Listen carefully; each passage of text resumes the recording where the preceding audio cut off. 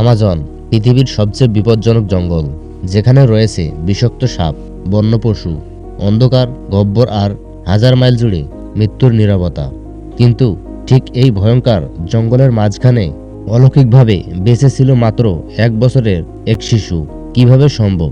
খাবার নেই, পানি নেই, আশ্রয় নেই, তারপরেও বেঁচে থাকা।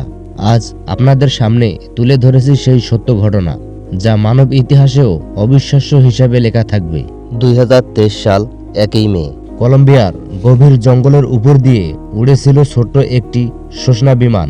বিমানে ছিল একজন মা এবং তার 4 সন্তান, যার মধ্যে সবচেয়ে ছোটটির বয়স মাত্র 11 মাস। হঠাৎ মাঝ আকাশে ইঞ্জিন বন্ধ হয়ে যায়। কয়েক মুহূর্তের মধ্যেই বিমানটি বিধ্বস্ত হয় আমাজনের অদম্য অরণ্যে। দুর্ঘটনায় বয়স্করা সবাই মারা গেলেন, কিন্তু 4 শিশু একজনও মারা যায়নি। মায়ের মৃত্যুর আগে 4 দিন তিনি সন্তানদের বাঁচতে নির্দেশ দেন। জঙ্গলে বাঁচতে হবে যেভাবেই হোক। বেঁচে থাকা 4 ভাই বোনের মধ্যে সবচেয়ে বড়টির বয়স ছিল 13 বছর। সেই হলো এই অলৌকিক ঘটনার নীরব নায়ক। তার আদিবাসী জ্ঞানের সাহায্যে সে 3 ভাই বোনকে বাঁচিয়ে রাখে। মাত্র 1 বছরের শিশুটিকে কখনো বুকে নিয়ে, কখনো গাছের ডালে আশ্রয় দিয়ে ধরে রাখত।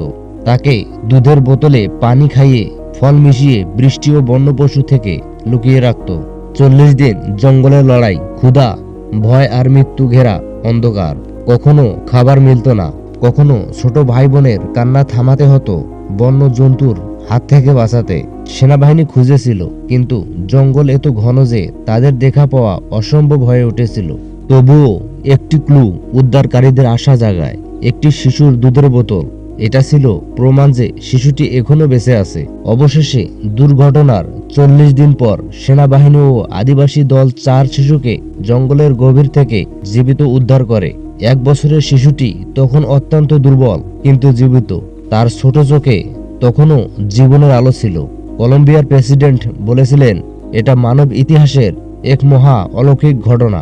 আমাজন, যেখানে মানুষ হারিয়ে গেলে ফিরে আসে না, কিন্তু সেখানে একটি 1 বছরের শিশু মারা না গিয়ে বেঁচে ফিরেছে। এই ঘটনাটি শুধু বেঁচে থাকার গল্প নয়, এটা প্রমাণ পরিবারের ভালোবাসা, সাহস আর ইচ্ছা শক্তি সবচেয়ে অন্ধকারকেও হার মানাতে পারে। এই শিশুটি আজ মানবতার প্রতীক। জীবন যত কঠিনই হোক, আশা কখনো মরে না।